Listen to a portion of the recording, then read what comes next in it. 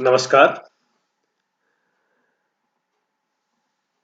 आज हम बात करते हैं एल्केन के सिंथेसिस के बारे में, एल्केन के संश्लेषण के मेथड्स के बारे में। पिछले वीडियो में हमने एल्केन के संश्लेषण के 3 मेथड्स के बारे में डिस्कस किया था, जिसमें नंबर 1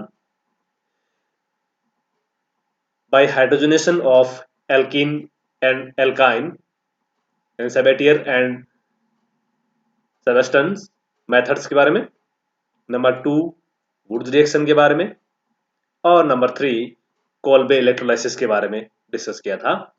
अब उसके बाद इस वीडियो में हम बात करते हैं कुछ और अन्य मेथड्स के बारे में, जिसमें कोरेहाउस एल्केन संश्लेषण, नेक्स्ट नंबर 4 कोरेहाउस एल्केन संश्लेषण, उसके बाद नेक्स्ट मेथड ग्रिग्नार्ड एजेंट से, और नेक्स्ट सोडा लाइम द्वारा डीकार्बोनेशन के थ्रू भी एल्केन का संश्लेषण कर सकते हैं, और next method by reduction of alcohol and carbonyl compound.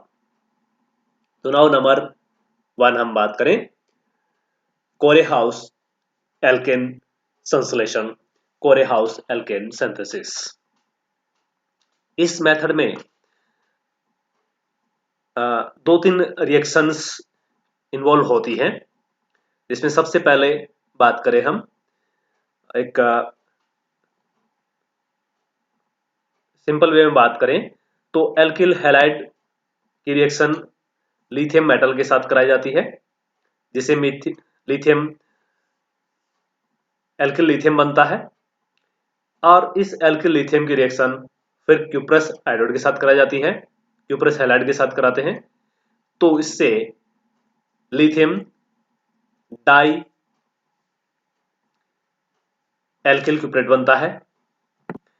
ये लिथियम डाई एल्किल क्यूप्रेट की रिएक्शन फिर अदर या सेम एल्किल हैलाइड के साथ कराई जाती है, तो एल्केन प्राप्त होता है। तो ये कुछ 3 रिएक्शंस के कंबाइंड मेथड्स होती है, ये 3 स्टेप्स रिएक्शन होती है। नाउ नंबर 1, तो क्या करते हैं इस रिएक्शन के अंदर कोरेहाउस एल्केन सिंथेसिस में। कोरेहाउस एल्केन संश्लेषण में ऑर्गेनोमेटेलिक कंपाउंड की एल्किल हैलाइड के साथ युग्मन अभिक्रिया करवाई जाती है, जिससे हायर एल्केन प्राप्त होता है। तो पहले हमें ऑर्गेनोमेटेलिक कंपाउंड सिंथेसिस करना होता है इसमें, लाइक एज ऑर्गेनोमेटेलिक कंपाउंड, जैसे डाई, यहाँ पे डाईमेथिल लिथियम डाईमेथिल क्यूप्रेट। तो सबसे पहले नंबर 1, यहाँ पे हमने एग्जांपल लिया है सॉरी मेथिल ब्रोमाइड का। तो मेथिल ब्रोमाइड की रिएक्शन लिथियम मेटल के साथ ड्राई ईथर की प्रेजेंस में कराते हैं, तो मेथिल लिथियम बनता है और लिथियम ब्रोमाइड के रूप में फ्री हो जाता है। अब इस मेथिल लिथियम की रिएक्शन क्यूप्रस हैलाइड, लाइक यहाँ पे क्यूप्रस आयोडाइड के साथ कराते हैं, तो इससे लिथियम डाईमेथिल क्यूप्रेट बनता है, लिथियम डाईमेथिल क्यूप्रेट प्राप्त होता है। इस लिथियम डाईमेथिल क्यूप्रेट की रिएक्शन अदर एल्किल हैलाइड, यहां पे हमने एग्जांपल लिया एथिल आयोडाइड, तो लिथियम डाईमेथिल क्यूप्रेट की रिएक्शन एथिल आयोडाइड के साथ कराते हैं, तो यहां पर हमें 3 कार्बन वाला एल्केन यानी प्रोपेन प्राप्त होता है। एक मेथिल कॉपर के साथ फ्री हो जाएगा, लिथियम आयोडाइड के साथ फ्री हो जाएगा, एक मेथिल इस तरह चला जाएगा, एक कार्बन यहाँ पे आ जाएगा, तो ये 3 कार्बन वाला एल्केन हमें प्राप्त होगा। तो जितने कार्बन वाला ऑर्गेनोमेटेलिक कंपाउंड होता है, उससे एक अधिक वाला, यानी ऑर्गेनोमेटेलिक कंपाउंड से एक कार्बन है, वो एल्किल हैलाइड के साथ जुड़ जाता है। तो एल्किल हैलाइड यदि हम एक कार्बन वाला लेते हैं तो यहाँ पर 2 कार्बन वाला एल्केन प्राप्त होगा। एल्किल हैलाइड यदि 3 कार्बन वाला लेते हैं, 2 कार्बन वाला लेते हैं, जैसे एथिल हाइड्राइड लिया हमने यहाँ पे, तो 2 कार्बन इसके और 1 कार्बन यानी एक एल्किल ग्रुप यहाँ से ऑर्गेनोमेटिक कंपाउंड से यहाँ शिफ्ट हो जाता है, तो ये 3 कार्बन वाला एल्केन प्राप्त होता है। तो ऑर्गेनोमेटिक कंपाउंड से एक कार्बन है वो एल्किल हैलाइड की ओर शिफ्ट होता है। एल्किल हैलाइड अब हमें देखना है कितने कार्बन वाला एल्केन हमें सिंथेसाइज करना है। यदि हमें 2 कार्बन वाला एल्केन सिंथेसाइज करना है तो हम यहाँ पे 1 कार्बन वाला एल्किल हैलाइड यूज करते हैं, काम में लेते हैं, और 1 कार्बन यहाँ से ऑर्गेनोमेटिक कंपाउंड से शिफ्ट हो जाता है, तो 2 कार्बन वाला एल्केन हमें प्राप्त हो जाता है। यदि हमें 3 कार्बन वाला एल्केन बनाना है तो 2 कार्बन वाला एल्किल हैलाइड लेंगे और 1 कार्बन ऑर्गेनोमेटिक कंपाउंड से शिफ्ट हो जाने से टोटल 3 कार्बन वाला एल्केन हमें प्राप्त होता है। इस तरह से 4 कार्बन वाला बनाना है तो हम 3 कार्बन वाला एल्किल हैलाइड लेंगे, जैसे प्रोपिल आयोडाइड। 1 कार्बन यानी एल्किल ग्रुप है वो ऑर्गेनोमेटिक कंपाउंड से यहाँ ट्रांसशिफ्ट हो जाता है, तो ये 4 कार्बन वाला एल्केन हमें प्राप्त हो जाता है। तो इस प्रकार जितने कार्बन वाला हमें एल्केन बनाना है उसके रेस्पेक्ट में हम एल्किल हैलाइड यूज करते हैं। Now next method Grignard reagent से। ग्रिग्नार्ड अभिकर्मक एक ऐसा अभिकर्मक है जिससे कई सारे कंपाउंड का सिंथेसिस किया जा सकता है, और इसके लिए ग्रिग्नार्ड साइंटिस्ट को नोबेल प्राइज भी दिया गया था। तो ग्रिग्नार्ड अभिकर्मक alkyl magnesium halide, alkyl magnesium halide. तो एल्किल मैग्नीशियम हैलाइड यहाँ पे हमने एथिल मैग्नीशियम ब्रोमाइड काम में लिया। एथिल मैग्नीशियम ब्रोमाइड की वाटर के साथ रिएक्शन कराते हैं तो यहाँ पे ये एथिल ग्रुप कार्बन और मैग्नीशियम बॉन्ड है वो ब्रेक हो जाता है, तो और हाइड्रोजन या वाटर से एक हाइड्रोजन इसके पास जुड़ जाता है, तो ये एथेन प्राप्त होता है, और मैग्नीशियम ब्रोमाइड और हाइड्रोक्साइड ग्रुप के साथ जुड़ जाते हैं, तो MgOH प्राप्त हो जाता है हमें, और यहाँ पे एल्केन प्राप्त हो जाता है। तो इस प्रकार हम ग्रिग्नार्ड अभिकर्मक से भी एल्केन बना सकते हैं। Now next method soda lime द्वारा डीकार्बोनेशन करने से। तो जब किसी डीकार्बोनेशन यानी कार्बन डाइऑक्साइड को हटाने से,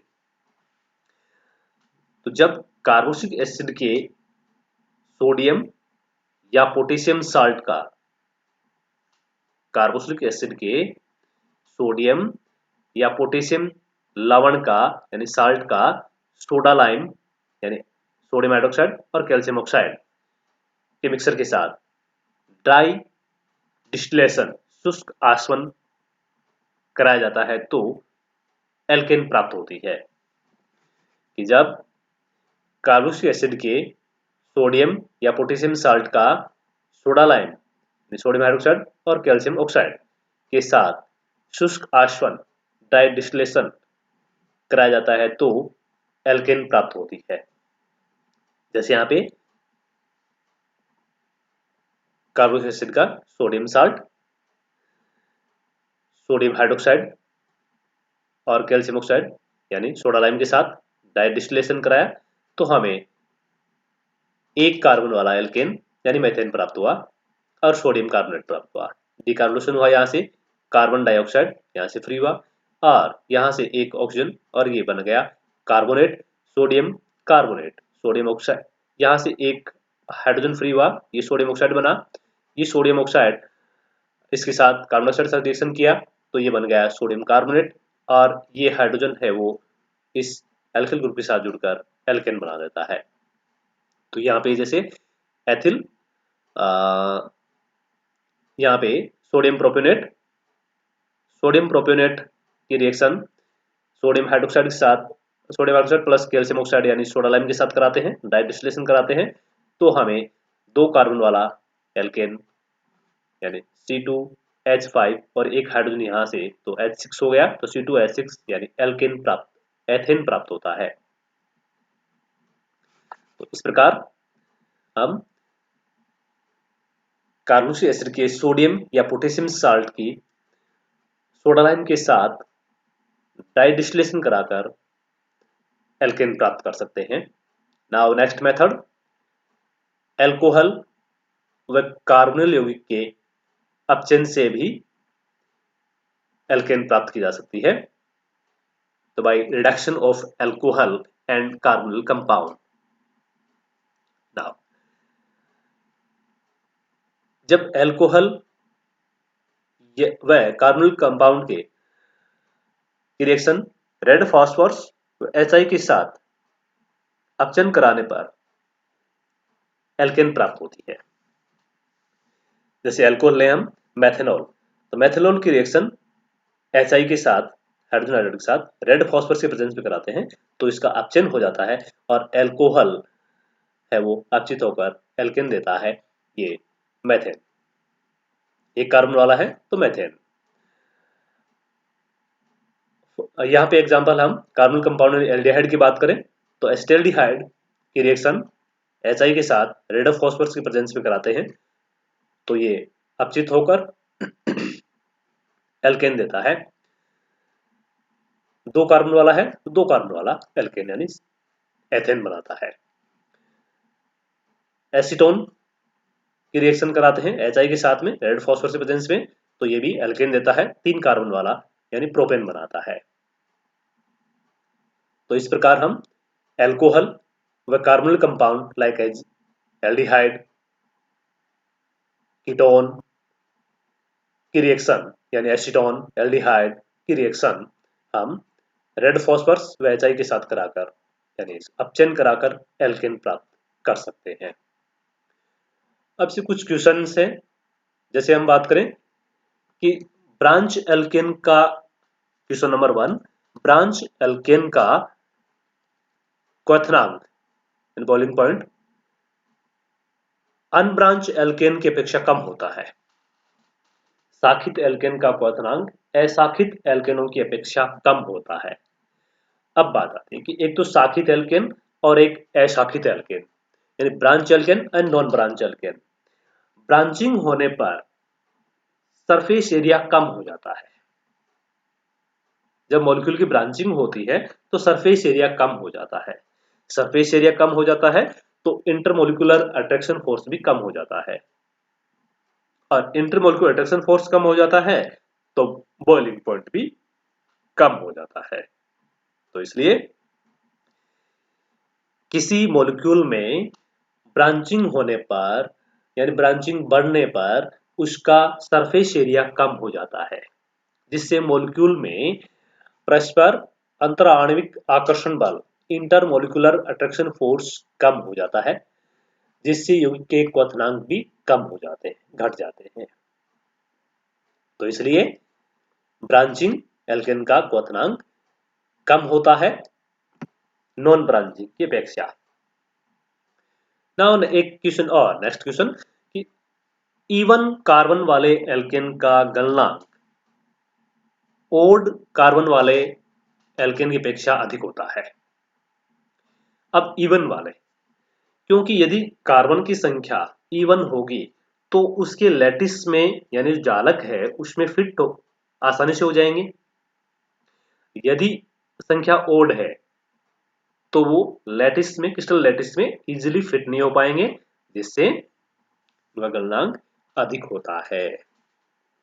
तो अब बात करें कि इवन नंबर वाले कार्बन, तो क्रिस्टल जालक में कार्बन की संख्या इवन होने पर वो इजीली या प्रॉपर वे में फिट होने से स्ट्रॉन्ग होगा, गलनांक अधिक होगा, अट्रैक्शन इंटरमोलिकुलर अट्रैक्शन फोर्स अधिक होगा। लेकिन ओड नंबर के कार्बन होने पर क्रिस्टल जालक में फिटिंग प्रॉपर नहीं होगी, पैकिंग इतनी निकट नहीं होती है, जिसके कारण उसका गलनांक है वो कम रहता है। तो क्योंकि एल्केन कार्बन एटम की संख्या सम होने पर, इवन होने पर, वे क्रिस्टल में अधिक निकटता से पैक हो जाते हैं, अधिक क्लोजली पैक हो जाते हैं, जिससे उनके गलनांक अधिक होते हैं। क्लोजली पैक होने से इसमें अट्रैक्शन ज्यादा होगा और वो गलनांक अधिक होंगे। इसके विपरीत हम बात करें कि यदि ओड नंबर में कार्बन है तो क्रिस्टल में इनकी पैकिंग इतनी निकट नहीं हो पाती है, जिससे उन्हें गलनांक स्लाइटली कम होते हैं। तो इस प्रकार ये तो क्वेश्चंस के बारे में, और हम यहाँ पे डिस्कस किया कि एल्केन को हम कैसे सिंथेसाइज कर सकते हैं। इस वीडियो में हमने एल्केन संश्लेषण के मेथड्स के बारे में डिस्कस किया, जिनमें कोरेहाउस सिंथेसिस मेथड, ग्रिग्नार्ड अभिकर्मक, सोडा लाइम के द्वारा विकार्बोनेशन या decarbonation by soda lime, and by reduction of alcohol and carbonyl compound. Thank you.